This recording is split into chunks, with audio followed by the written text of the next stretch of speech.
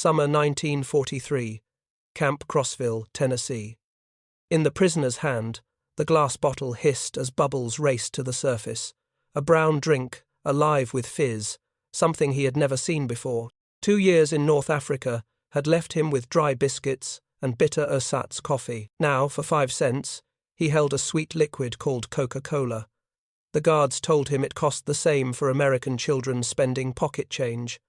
That detail stunned him more than the taste. Across the United States that summer, more than 370,000 German prisoners would meet the same shock. They had been told Americans were weak, starving, chaotic. Instead, they discovered a land where ice cream appeared after ordinary dinners, where chocolate bars were given away like trinkets, where soft drinks filled canteens by the case. What Nazi propaganda painted as indulgence revealed itself as routine. What the Germans called luxuries were, in America, the everyday. The effect was immediate.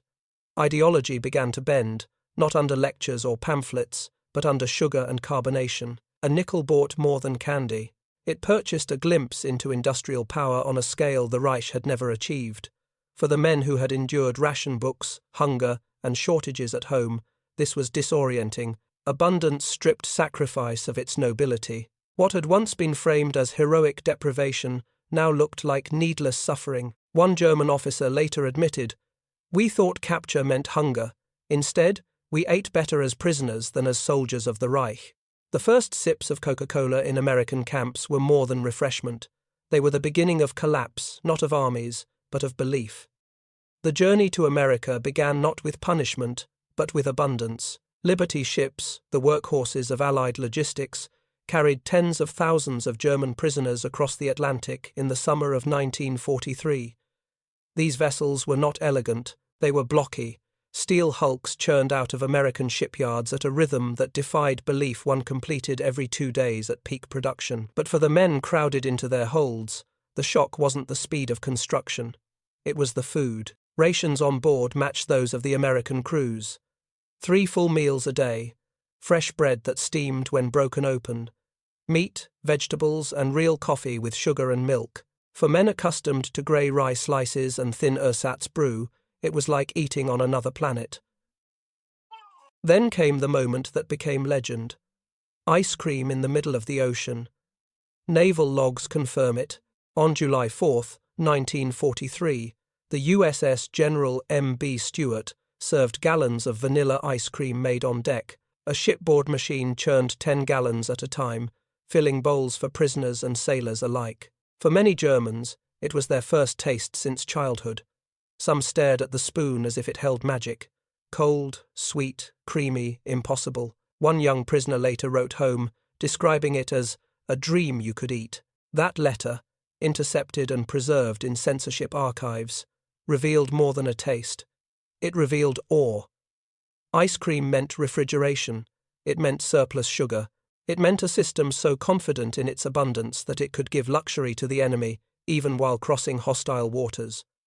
On deck, the evidence was everywhere. Refrigeration units hummed, storage lockers brimmed with supplies. The men realized that these ships didn't just move soldiers and prisoners. They carried an entire industrial civilization across the ocean. Nazi propaganda had promised American chaos. Instead, every meal served at sea was an education in standardization, logistics, and plenty. The contrast gnawed at the soldiers. If their captors could waste cream and sugar on enemies, what else could they afford? By the time the ships docked at Norfolk and Newport News, the POWs had tasted more than food. They had tasted the scale of American power, and the lessons were only beginning. The next shock awaited them inland on trains bound for camps that looked less like prisons and more like small American towns. The trains rolled inland, away from the coast. But unlike the cattle cars of Europe, these were passenger coaches. Wide seats, dining cars, serving fried chicken, vegetables, pie, and coffee. German prisoners looked out the windows, stunned that this was ordinary service, not a show staged for them. When the train stopped, the fences came into view, barbed wire, guard towers, yet inside the camps, a different world unfolded. Electric lights burned at night, hot water poured from taps, barracks were heated, flush toilets worked without interruption. To men who had endured the desert, these comforts felt closer to a university dormitory than to the hell they expected. And then came the greatest shock of all food without limit. Mess halls served 3 meals a day, heavy with meat and vegetables. On the tables, bowls of white sugar sat in the open, free to anyone. German prisoners stared at them as if they were treasure. At home, sugar was rationed to ounces. Here, it was scooped casually into coffee. In one camp, when humidity ruined several 100 pounds of sugar, the Americans simply threw it away. Prisoners working in the kitchen whispered about the waste with disbelief. The camp exchange, the PX, drove the lesson deeper. Shelves, lined with Coca-Cola, Pepsi, Dr. Pepper, chocolate bars, cigarettes, even fruit, all sold at the same prices Americans paid. A nickel for Coke, a nickel for a Hershey bar. With their daily wages, prisoners could buy more sweets in a day than most German families saw in a month. One prisoner later remembered, "We could drink Coca-Cola until we were sick. It was the first time I understood America was not starving, but overflowing." The contrast with Nazi propaganda could not have been sharper. The Reich had taught that America was weak, decadent, living in chaos. Inside the fence, prisoners saw the opposite. Organization, abundance, a society that could give candy and soda to its enemies without a second thought. For many, ideology cracked not under speeches, but under the hiss of a bottle being opened. The sparkle of sugar dropped into hot coffee, small sounds that told of a system too vast to break. Yet the camps were only the beginning. Beyond the fences, America's celebrations would soon bring an even deeper shock: holidays, where prisoners were treated not as enemies, but as guests at the national table. In camp after camp, one product rose above the rest: a bottle of Coca-Cola. To German eyes, it was more than a sweet drink. It was proof of something deeper. Every bottle tasted identical, whether in Tennessee or Texas. That precision astonished engineers among the prisoners. In Germany, quality varied factory to factory. Here, standardization reigned. One formula, bottled everywhere, never failing. And the numbers were staggering. Coca-Cola produced 5 billion bottles in 1943 alone. The US military had guaranteed soldiers, and even their captives, a nickel Coke, wherever they were in the world. To keep that promise required a supply chain beyond German imagination: trains, trucks, and bottling plants stretching across the continent. Prisoners noticed not only the taste, but the casual waste. Americans drank half a bottle and tossed it aside. Children bought one from a vending machine after school and thought nothing of it. What German propaganda framed as decadence, the POWs saw as normal life. For them, it was the sound of democracy, the pop of a cap, the fizz of carbonation, and then there was ice cream, frozen cream, sugar, and flavorings, served even in summer camps behind barbed wire. By 1944, electric ice cream machines were turning out gallons weekly: chocolate, vanilla, strawberry, butter pecan, more flavors than most Germans had ever seen in peacetime. In one Mississippi camp, prisoners watched as American cooks cranked ice by hand on the 4th of July, laughing as gallons of frozen dessert appeared from buckets of ice and salt. The symbolism was impossible to ignore. Ice in July. Cream and sugar used not for survival, but for pleasure. Luxuries consumed by enemies in captivity, while German children at home had forgotten the taste. A German officer later recalled, "When I ate ice cream as a prisoner, I knew the war was lost. No government that wastes ice on enemies can be defeated." WWII. Coca-Cola and ice cream became recurring motifs in prisoner letters, censored but preserved. They were not just foods, but metaphors, symbols of a society that believed abundance was strength, not weakness. Yet, the truest test of that philosophy was still ahead. The POWs would soon experience America's holidays, national celebrations, where generosity itself became a weapon sharper than any sword. November 1943. Inside American prison camps, the air filled with scents. No German prisoner expected: roasted turkey, sage stuffing, pumpkin pie cooling on counters. Thanksgiving had arrived. The U.S. Army ordered that every POW receive the same holiday meal as an American soldier. That meant turkey with gravy, mashed potatoes, cranberries, vegetables, and pies sweetened with sugar and cream. For men who hadn't tasted butter in years, it was overwhelming. Prisoners sat in rows, forks in hand, eating what felt like a feast for kings. The message was unmistakable. This was not propaganda, but practice. America could serve luxury meals to millions and extend that generosity even to its enemies. The Reich had promised strength through sacrifice. Here, abundance itself was proof of strength. A month later, another celebration deepened the shock. Christmas. Across the country, church groups, civic clubs, and families prepared parcels for German prisoners. Homemade cookies wrapped in wax paper, candy canes tied with ribbons, soap, books, writing paper. In Tonkawa, Oklahoma, townspeople delivered baskets of treats directly to the camp gates. In Hearne, Texas, children sang carols while handing out sweets to men who only months earlier had fought against their fathers and brothers. Prisoners were bewildered. Why would Americans share their holidays with enemies? For many, this was the first time they encountered mercy as policy, not weakness. One POW later remembered, "I could not understand why people whose sons were dying in Europe brought us cookies. It made me doubt everything I had been taught about them." The power of these holidays went beyond food. They revealed a society where community and abundance worked together. A Thanksgiving turkey was not just a meal, it was proof of supply chains that reached every camp. A Christmas cookie was not just sugar and flour, it was a civilian's choice to give kindness over vengeance. For German prisoners, these holidays planted questions more dangerous than bullets. If enemies could be treated as guests at the table, what did that say about the values of democracy? And soon, those questions would follow them beyond the fences. Because America's fields and factories were waiting, and POW labor would expose the true scale of production that made such generosity possible. By 1944, the war was draining American manpower. Farmers, canneries, and factories needed hands. The solution was simple: German prisoners. Under guard, they stepped beyond the fences and into the beating heart of American abundance. In Michigan orchards, POWs climbed ladders into cherry trees heavy with fruit, buckets filled, crates stacked, tons harvested. But what stunned them was not the work, it was the destination.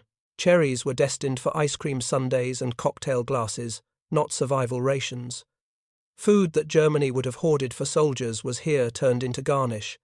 At canneries, the shock deepened. Prisoners watched as conveyor belts carried peaches and tomatoes past inspectors.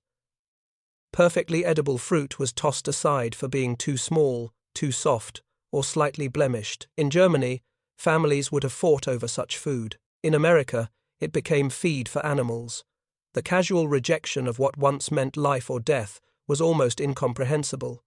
Sugar beets brought another revelation.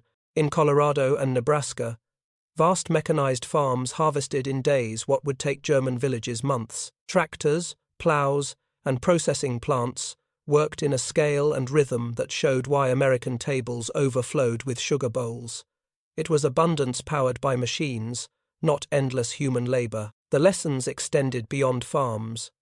Some POWs worked near schools, where children lined up with metal trays, hot lunches of meat, vegetables, and a glass of fresh milk, served daily. For German eyes, it was staggering. In their homeland, milk had vanished from civilian diets years earlier. Here it was poured for children as routine. Some schools even sold ice cream to students, turning dessert into an afterthought. One prisoner later confessed, "I saw American children eating better than German officers. It broke my belief that our suffering was noble." The more POWs labored, the more they saw that American abundance was not accident, but system, mechanization, quality control, national programs that fed even schoolchildren. And yet, the true shock was still ahead, because inside the camps, statistics and stories began to circulate, numbers so vast that they dwarfed Germany's entire economy. And those numbers would prove that abundance was not illusion, but fact. By late 1944, German prisoners had grown heavier. Their uniforms fit tighter, their cheeks filled out. Medical records show average daily rations inside American camps reached between 3,300 and 3,600 calories, 3 meals a day, plus whatever sweets they bought at the PX. The numbers told a story that no propaganda could erase. Sugar bowls on mess tables never emptied. Meat appeared several times a week. Milk a quart per man per day was routine. Even ice cream appeared in rotation, flavored with chocolate, strawberry, or butter pecan. At the same time, German civilians at home struggled on 1,200 to 1,500 calories daily. Their sugar allowance was a few ounces per month, when it could be found at all. Meat rations shrank to barely 10 ounces weekly. Ice cream no longer existed. Soft drinks were unknown. The contrast was brutal. Prisoners behind barbed wire ate better than their free families in Hamburg or Berlin. Letters home revealed the shock. Censored but preserved, they tell of men sending parcels filled with chocolate bars, instant coffee, and canned goods purchased with their camp wages. Between 1944 and 1946, German POWs in America mailed roughly 11 million packages to their homeland. For starving mothers and children, those parcels seemed miraculous. For the men who sent them, they were proof that the world outside Germany ran on a different logic, one of surplus, not scarcity. One prisoner later recalled, "My wife received chocolate from me in captivity, while our neighbors' children starved. How could the Reich still speak of sacrifice?" The impact rippled. If prisoners could send food to their families, it meant America's reserves went beyond soldiers, beyond civilians, even beyond borders. Abundance extended to enemies, and still there was more to spare. German ideology had demanded pride in suffering, but numbers destroyed pride. In America, rationing still allowed cakes, pies, and sugar for coffee. In Germany, rationing meant survival at the edge of famine, and as prisoners absorbed these statistics, one conclusion grew impossible to avoid. America's strength was not a trick. It was measurable, visible, undeniable. Yet the story didn't end with calories and charts, because when the war finally ended, those same men would carry their lessons home, and what they remembered shaped not just their families, but the rebuilding of an entire nation. By 1945, the war was over. German prisoners boarded trains and ships once again, this time heading east. They carried duffel bags, Red Cross parcels, and extra weight around their waists. Medical examinations showed that most returned healthier than when they had been captured. The contrast waiting for them at home was devastating. Families hollowed by hunger, children with thin arms, mothers with drawn faces. Germany's cities lay in ruins. Ration cards barely kept civilians alive. Into this landscape of scarcity walked men who had eaten ice cream, drunk Coca-Cola, and mailed chocolate bars from captivity. Many brought final packages home: Hershey bars, instant coffee, cans of meat. A father unwrapping a bar of American chocolate for his child created a memory stronger than any speech. The sweetness on a child's tongue became proof that another world was possible. Prisoners spoke of what they had seen, not just food, but systems. School children drinking milk every day, factories discarding fruit deemed imperfect, trains carrying ice cream across states. These stories spread through families and neighborhoods, reshaping expectations of what prosperity meant. When the Marshall Plan arrived in 1947, its promises did not sound like propaganda. Former POWs had lived the reality. They had seen abundance shared without conquest. Their testimony smoothed the path for acceptance of American aid, even among those skeptical of former enemies. One veteran later reflected, "In captivity, I learned America did not win through cruelty. They won because they could afford generosity." This shift in thinking proved decisive. The Wirtschaftswunder, the West German economic miracle of the 1950s, owed something to steel and labor, but also to imagination. Former prisoners became engineers, businessmen, and politicians who remembered what standardized production and consumer abundance could achieve. They had witnessed that democracy did not weaken industry, it strengthened it. The lesson was carried home in every bottle of Coke and every spoonful of ice cream they remembered. For men who had once marched under the Reich's banners, the taste of American plenty was impossible to forget. But their story did not end with recovery. It carried forward into culture itself, shaping how Germany adopted supermarkets, soda fountains, and even the idea of abundance as a civic virtue. In the years after the war, the stories did not fade. Children grew up listening to fathers speak of ice cream in the middle of the Atlantic, of sugar bowls filled to the brim, of Coca-Cola bottles that never ran dry. To many Germans, These tales sounded like fairy tales. But as the 1950s unfolded, the fairy tales became real. Coca-Cola returned to West Germany in 1949. Its red signs lit up street corners. Its bottles filled shop windows. By the mid-1950s, soda fountains and ice cream parlors appeared in cities from Hamburg to Munich. American-style diners served hamburgers and sundaes. Supermarkets, a concept almost unknown before the war, spread quickly, offering aisles of products once unimaginable in a land of ration cards. Former POWs were often the bridge. Having seen abundance firsthand, they became importers, entrepreneurs, and advocates for new ways of selling and producing. They understood that prosperity meant more than factories. It meant consumer choice, standardization, and plenty. One man later said, "In the camp, I learned that abundance creates peace. People who have ice cream do not long for war." The influence reached beyond economics. It touched identity. For a generation that had been taught sacrifice was noble, the taste of democracy proved more powerful. The Wirtschaftswunder, West Germany's economic miracle, was not just steel and coal. It was also chocolate bars in schoolyards, soda bottles clinking in refrigerators, families gathering in supermarkets to shop together. And still, memory lingered. Former prisoners spoke of their first sip of Coca-Cola, their first bite of a Hershey bar, their first spoonful of ice cream. Sensory details carried across decades, sweetness on the tongue, cold cream melting in summer heat, the hiss of carbonation in a glass. These were not just flavors, they were symbols, proof that democracy could outproduce dictatorship, that generosity could dismantle ideology, that abundance itself was a weapon of transformation. By the late 20th century, the lesson was clear. Germany had been rebuilt not only with aid and factories, but with the memory of impossible plenty turned into daily life. And yet, behind every supermarket aisle and soda bottle lay the origin of it all, a prison camp, a nickel Coke, and the realization that freedom, when shared, could taste sweet enough to change the world.